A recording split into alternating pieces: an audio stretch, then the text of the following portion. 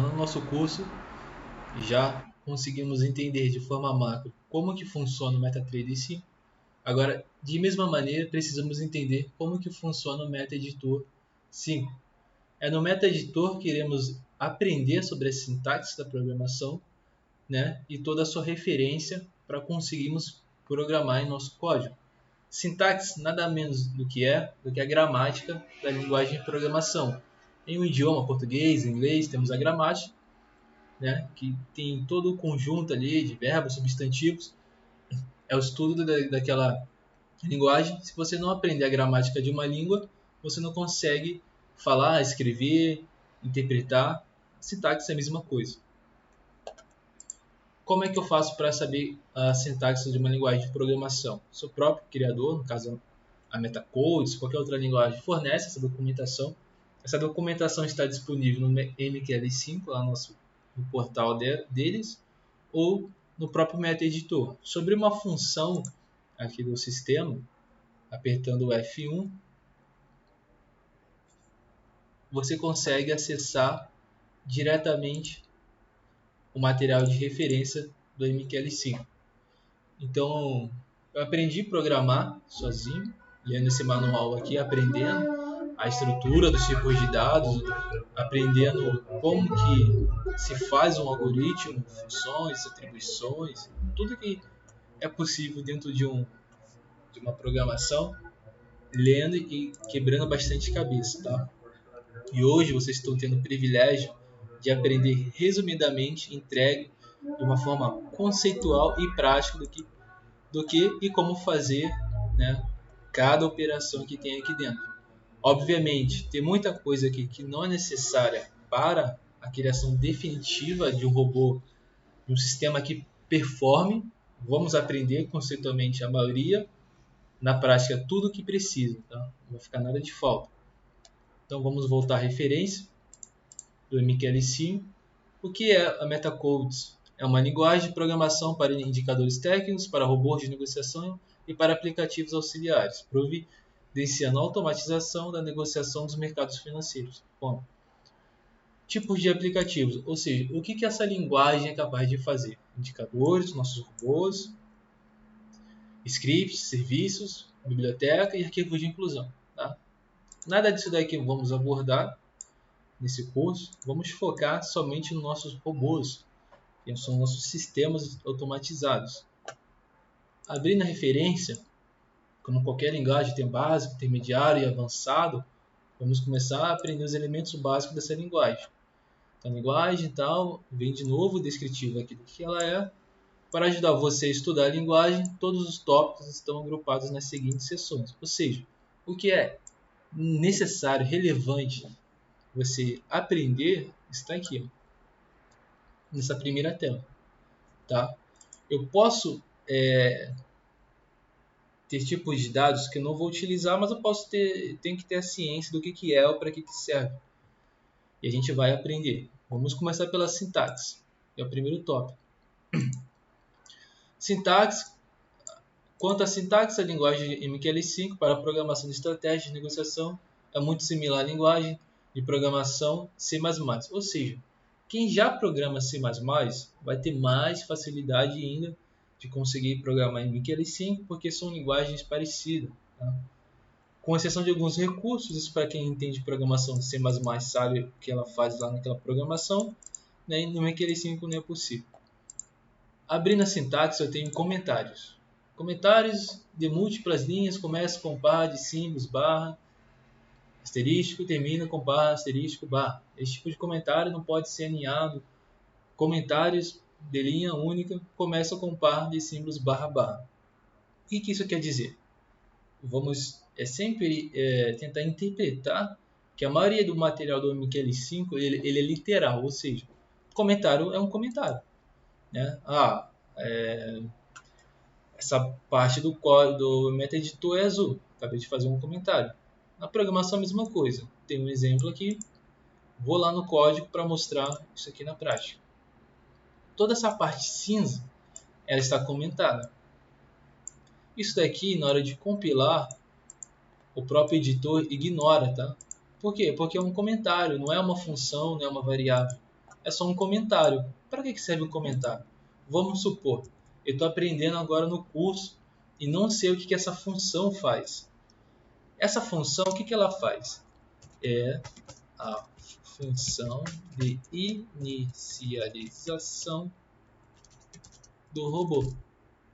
Ou seja, toda vez que eu anexar o robô no gráfico ou abrir o testador de estratégia, tudo que tiver aqui dentro vai ser executado, todo o algoritmo, uma única vez, somente na inicialização. É isso que essa variável do tipo inteiro faz, uma única verificação na inicialização do robô. Nós já sabemos que ela tem três principais funções, que é a inicialização, momento que ele entra no gráfico no testador, a desinicialização, momento que eu retiro o robô do gráfico, e o on-tick. Toda vez que entra um tick, alguém compra, alguém vende um tick no mercado, o robô executa tudo que eu programei, todo o meu algoritmo dentro dessa função. Então, essa função tipo é flexível, constante, né, que ela sempre tem uma chamada, ou seja, dinâmico. Essa só vai ser executada no momento que eu remover o meu robô e essa na inicialização. Então, eu comentei, tá? Agora eu sei, até eu lembrar, vou deixar aqui, é a função de inicialização do robô. Eu posso escrever um código aqui, ó, por exemplo, tá? Não se prendam aqui no que eu estou escrevendo, a gente vai entender esse tipo de dado int. Então, minha idade, dado inteiro, idade igual a 19. Sempre termina uma declaração, uma variável, uma função, uma declaração com ponto e vírgula, tá? Não necessariamente a função, aqui não tem ponto e vírgula aqui, tá? Mas a variável eu preciso terminar com ponto e vírgula ou qualquer outra atividade dentro do código.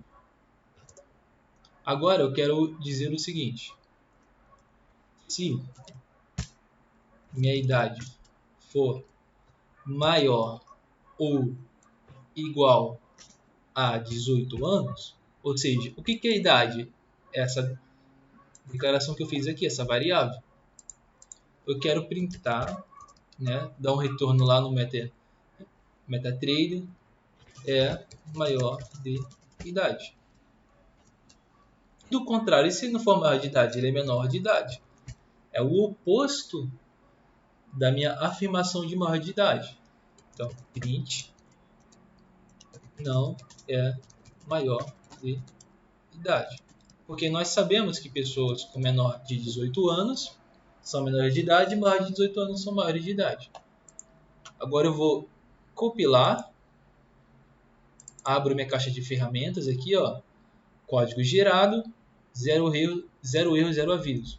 Vou clicar aqui em iniciar, retomar a depuração sobre dados históricos, ou seja, vou fazer meu backtest aqui no testador de estratégia.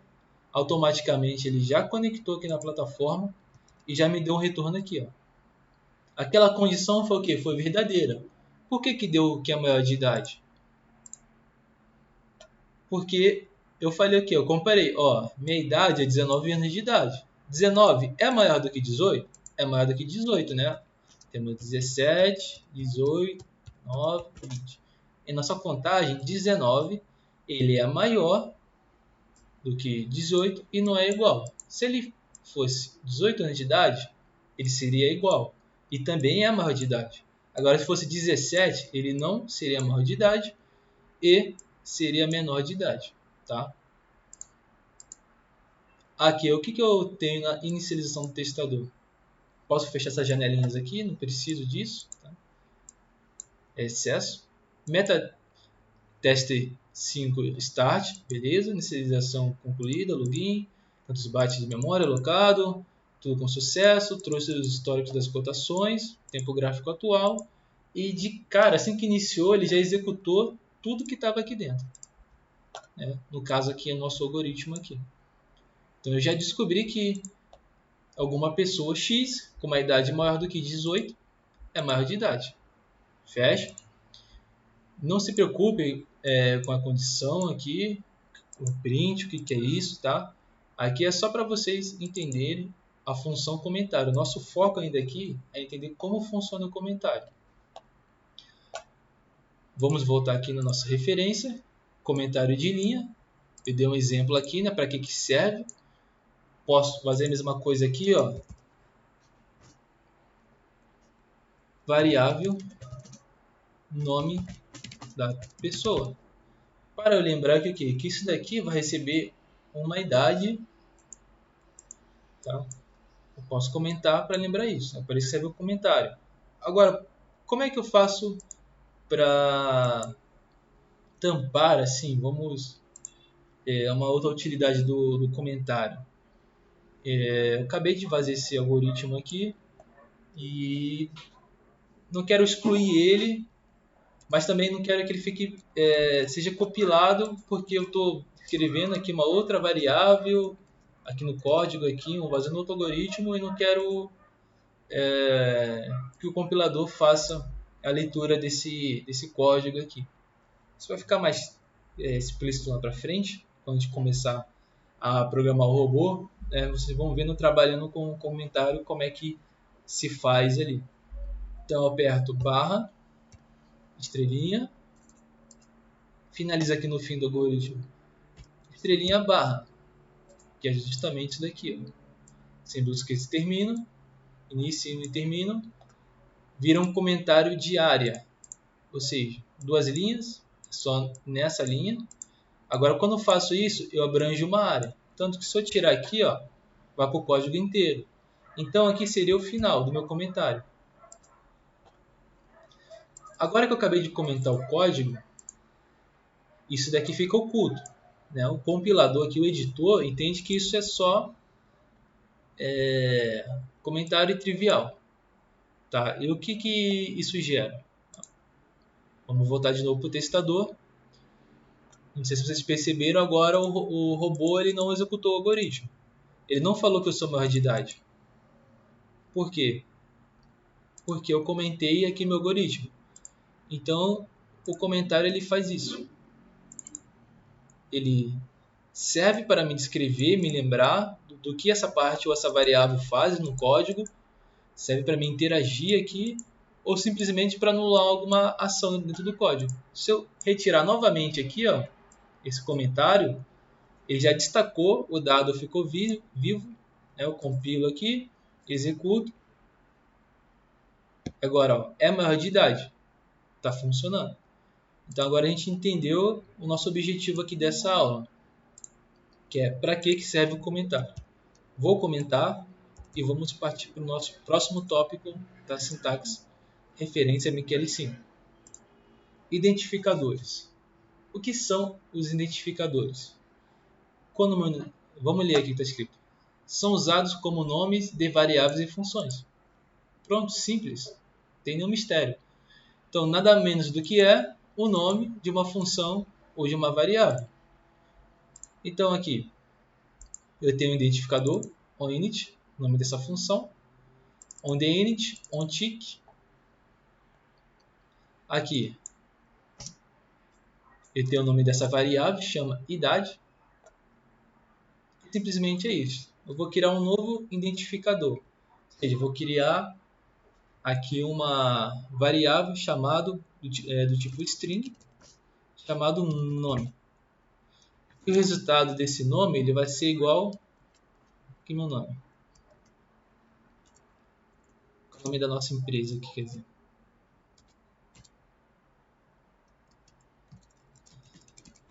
Freedom. Ponto e vírgula. Pronto. Criei um identificador. Que nada mais, nada menos é do que o nome de uma variável ou de uma função.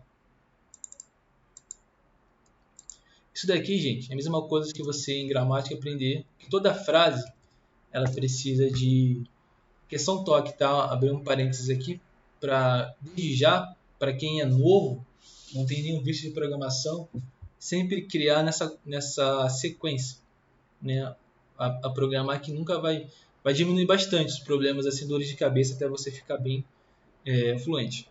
Como é que se forma uma frase? Tem o substantivo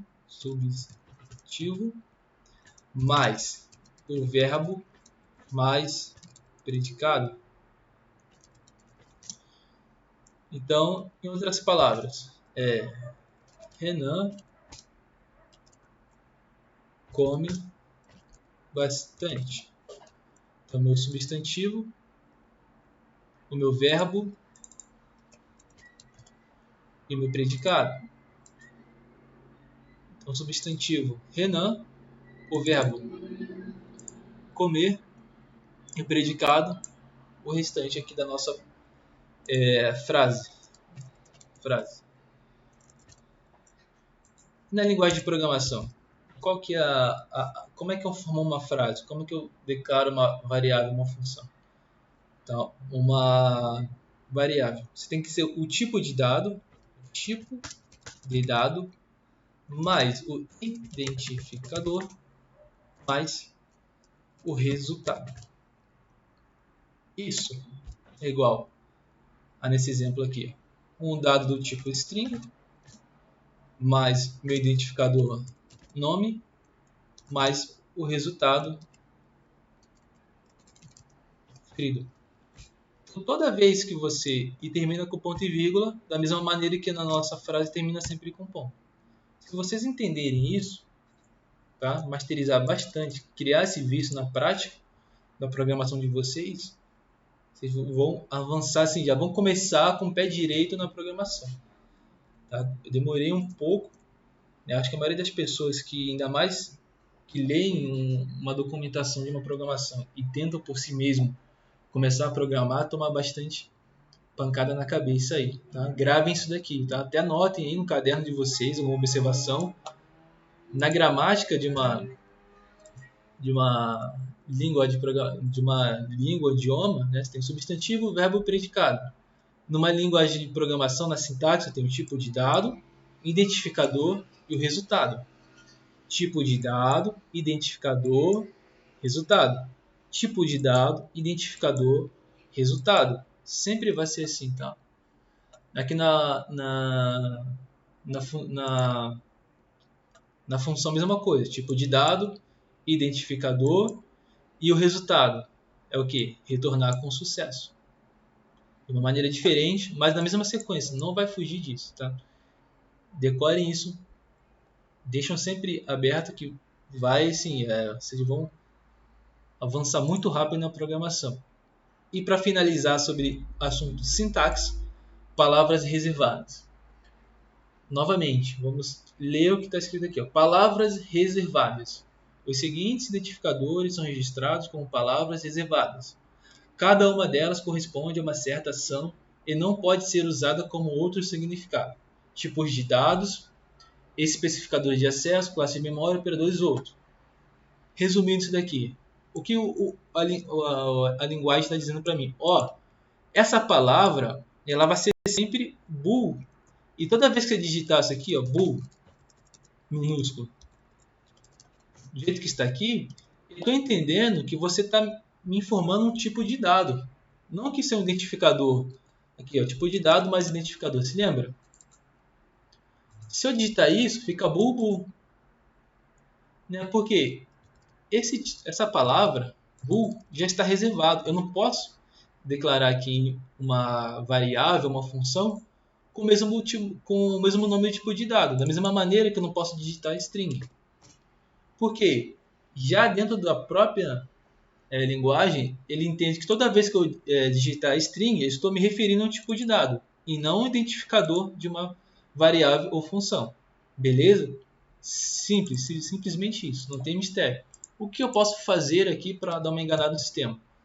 Não há motivo para você criar uma variável ou função identificando ela como um tipo de dado com o mesmo nome, tá? Porque outro detalhe, vou até deixar aqui, uma boa prática de programação, escreva seus códigos de maneira que você consiga ler. Ou seja, no momento que eu vou identificar, criar um nome de uma função variável, eu, por exemplo, vou colocar aqui uma função tipo void. E essa função ela vai me dar de retorno, ou seja, o resultado, dados do fechamento do preço é igual, abre parênteses, fecha, chaves. Então aqui dentro eu vou escrever no meu algoritmo que em retorno, na chamada dessa função, vai me dar os dados do fechamento do preço. Não economize da palavra, porque no momento vai ficar explícito para vocês, não se preocupe. Que eu estiver lá chamando se os dados de fechamento do preço atual for menor ou igual aos dados de fechamento do preço do dia anterior, faz isso ou faz aquilo, vai ficar explícito, né? Você vai conseguir ler literalmente seu código, vai facilitar muito para você escrever várias e várias e várias e várias linhas, sem ter que voltar, pô, o que é mesmo essa função? Qual é o nome da função lá que faz isso, que faz aquilo? Então seja explícito no seu nome. E é isso que a gente conclui aqui na primeira parte de sintaxe da linguagem de referência MQL5. Na próxima aula já vamos entrar em tipos de dados e vamos entender o que está formando aqui. Até a próxima!